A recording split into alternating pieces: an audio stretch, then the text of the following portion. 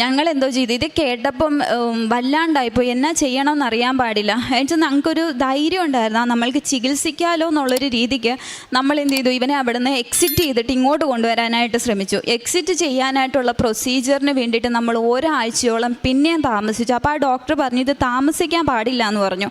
എന്നുവെച്ചാൽ ഞങ്ങൾ ഇവനെ ഒരാഴ്ചയ്ക്ക് ശേഷം ഇവനെ നാട്ടിൽ കൊണ്ടുവന്ന സമയത്ത് അതായത് ഇവൻ അസുഖമാകുന്ന സമയത്ത് അമ്മ ഇതുപോലെ വീട്ടിലാകെപ്പാടെ ഭയങ്കര വിഷമമാണ്. കാരണം എന്നെക്കാളും 5-6 വയസ്സിന് ഇളയത് ഇവൻ കുഞ്ഞാണ്.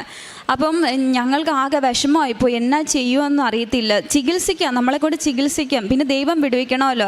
അപ്പം ഞാനിങ്ങനെ അതിനേക്ക് മുന്നോട്ട് എനിക്ക് മാതാവിൻ്റെ ഒരു സാന്നിധ്യം, ഞാനിങ്ങനെ രാത്രിയിൽ എൻ്റെ മുറിക്കകത്ത് ഞാൻ ഒറ്റയ്ക്ക് കൊന്ത ചൊല്ലുന്ന സമയത്ത് ഞാനിങ്ങനെ കേട്ടിട്ടുണ്ട്, മാതാവ് വരുമ്പോൾ മുല്ലപ്പൂവിൻ്റെ മണമാണെന്ന് ഞാൻ കേട്ടിട്ടുണ്ട്.